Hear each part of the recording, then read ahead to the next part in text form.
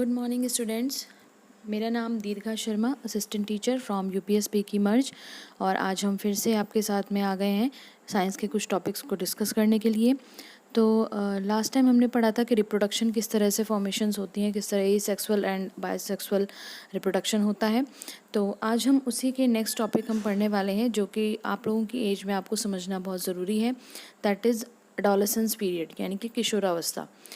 इस एज में, यानी कि टीन एज भी इसको बोला जाता है, इस एज में क्या क्या चेंजेस होते हैं, किस तरह से आपका मूड स्विंग होता है, किस तरह से आपके फिजिकल और मेंटल चेंजेस होते हैं, कौन से हार्मोन्स में चेंजेस हो जाता है। तो ये सब चीज़ें हम आज कंसिडर करेंगे कि आपका बिहेवियर चेंज क्यों हो जाता है।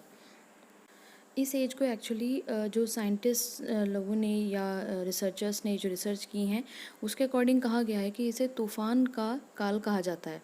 लाइफ में ये एक तूफ़ान का पीरियड है, क्योंकि आप में इतनी ज़्यादा एनर्जी होती है, आप इतना सब कुछ करना चाहते हैं, अवेयर रहना चाहते हैं, आप बहुत कुछ कर जाने के लिए तैयार होते हैं, लेकिन आपको सही और गलत की नॉलेज ज़्यादा नहीं होती है और आप सामने वाले का सजेशन या उसका जो डिसीजन है उसको मानने के लिए बिल्कुल भी तैयार नहीं होते हैं।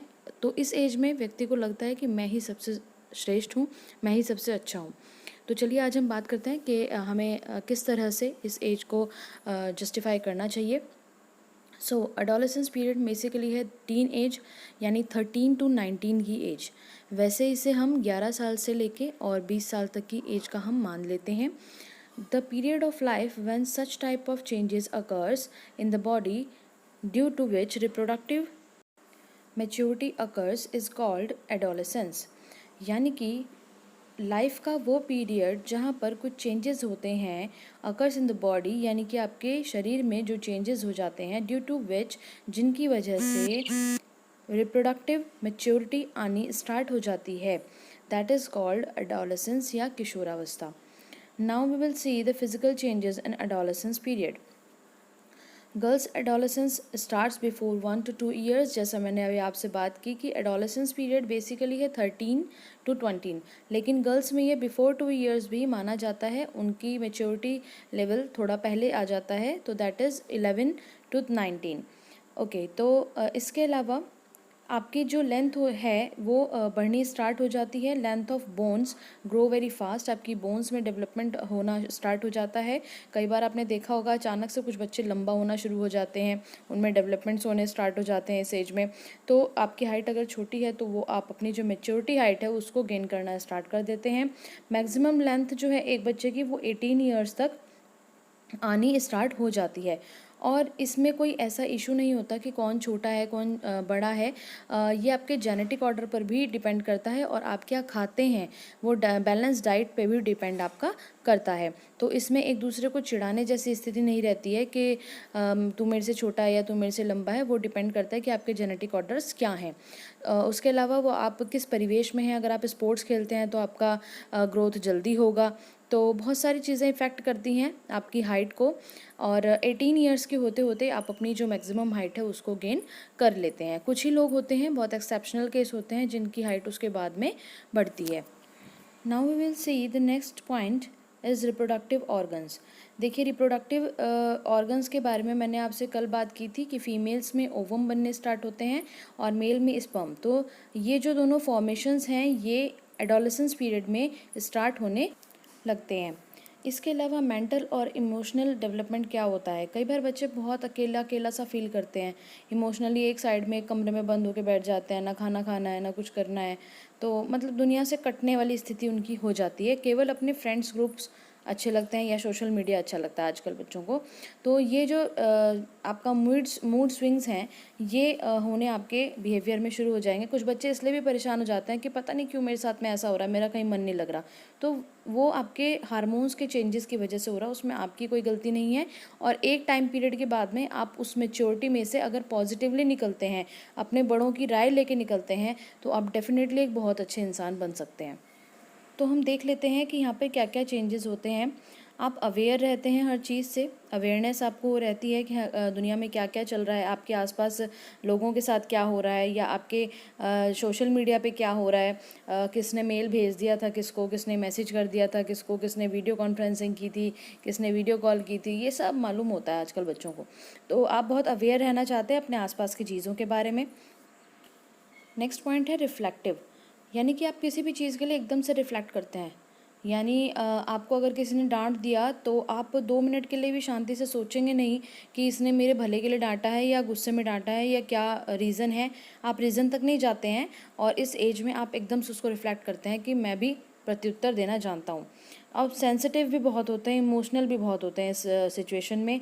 सेंसिटिव लाइक कि आपके अगर किसी फ्रेंड को कुछ हो गया है तो आप लोग सब कोलैबोरेट होके और एकदम से उसको देखने के लिए चले जाते हैं, जबकि ऐसा आफ्टर टीन एज या एक टाइम पीरियड के बाद में लाइफ में लोगों में कम देखा जाता है कि वो इतना ज़्यादा किसी के लिए सेंसिटिव हो पाएँ।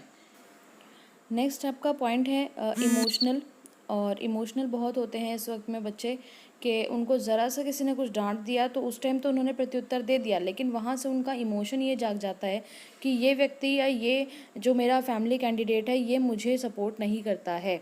भले ही चाहे वो आपके भले के लिए कह रहे हैं, लेकिन वो समझ में नहीं आता उस टाइम पे।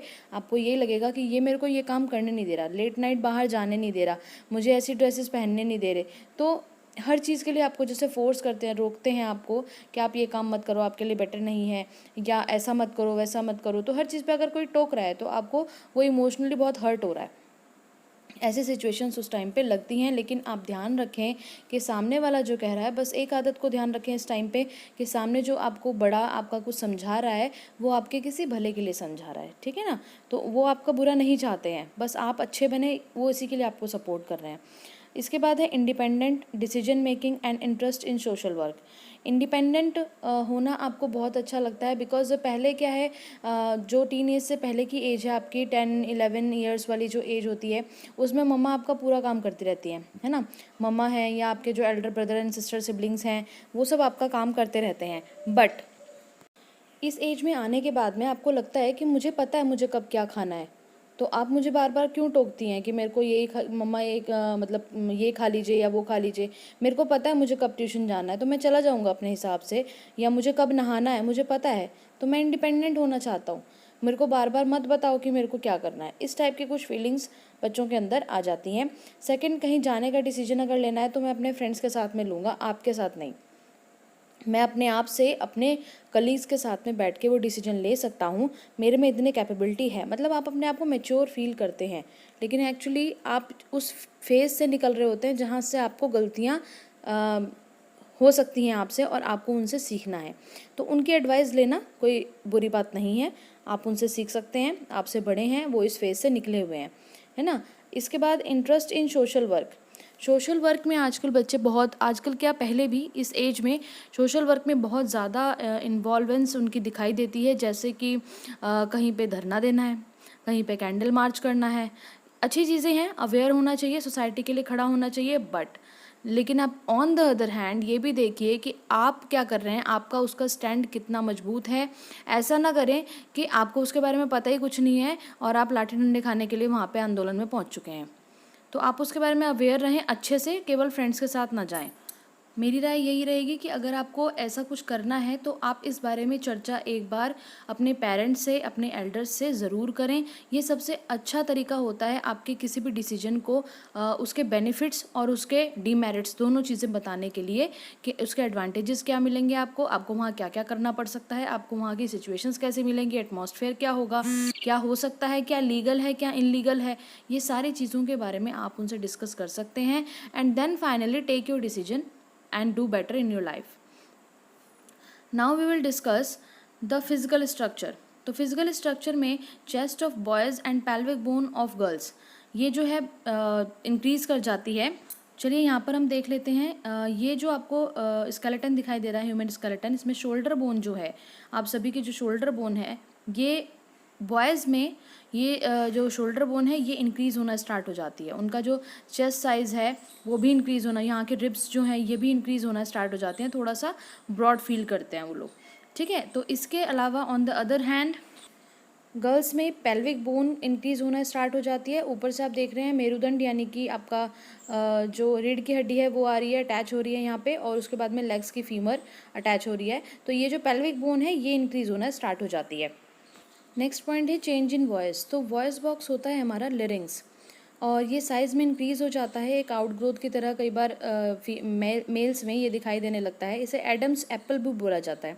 इसके ग्रो होने की वजह से हैवी वॉइस हो जाती है मेल्स में यानी कि लड़कों में, और गर्ल्स में ये एक्स्ट्रा ग्रो नहीं करता है, जिसकी वजह से उनकी वॉइस जो है पतली होती है, बारीक होती है, यानी कि हाई पिच्ड होती है, तीखी आवाज़ उनकी लगती है थोड़ी सी। और ये आउटग्रोथ कौन सी है, क्या है, ये हम देखते हैं डायग्राम्स में। ये देखिए आपको येलो कवरिंग दिखाई दे रही होगी, इसी येलो कवरिंग को बोलते हैं वोकल कॉर्ड। आप राइट साइड में लेबलिंग देख सकते हैं वोकल कॉर्ड की। ये थोड़ा सा आगे की तरफ बढ़ जाती है, इसका कार्टिलेज थोड़ा आगे की तरफ बढ़ जाता है, और इसकी वजह से बॉयज़ की आवाज़ थोड़ी सी भारी हो जाती है, और गर्ल्स में ये आउटग्रोथ नहीं होती है, तो इसकी वजह से उनकी आवाज़ बारीक रहती है और सुरीली भी रहती है। So next, sweat and sebaceous gland. ये कौन सी ग्लैंड है? एक्चुअली इसको ऑयल ग्लैंड बोलते हैं। जब ये ओवर एक्टिव हो जाती है तो एक्ने और पिंपल्स आने लगते हैं फेस के ऊपर, और ये सिचुएशन गर्ल्स और बॉयज़ दोनों में होती है इस एज में। जिसका भी ऑयल ग्लैंड ज़्यादा एक्टिव है उसमें हो जाती है, लेकिन इससे परेशान नहीं होना, बिकॉज ये प्रॉब्लम जो है टीनेज के बाद में अपने आप ही ख़त्म हो जाती है। तो ये कुछ पॉइंट्स हमने आज एडोलेसेंस पीरियड के बारे में पढ़े हैं, और इसके बाद हम अगली यूनिट्स स्टार्ट करने वाले हैं। So thank you guys. Thanks for watching these videos and like, subscribe and share your videos. आप लोगों को थोड़ा सा प्रॉब्लम हो रही थी कि आप लोगों को पर्टिकुलर चैप्टर की वीडियोस नहीं मिल पा रही थी, तो मैंने इसमें प्लेलिस्ट्स बना दी हैं आपके चैप्टर वाइज। आप उसमें से कंटिन्यू करके एक चैप्टर या एक यूनिट का मैटर आप एक जगह से पढ़ सकते हैं। सो आप बेल आइकन को प्रेस कर लिया कीजिए, जिससे आपको जब भी वीडियो आए तो आप नोटिफिकेशंस आपके पास आ जाएं और आप वीडियोस को कंटिन्यू कर सकें। So thank you guys, bye bye.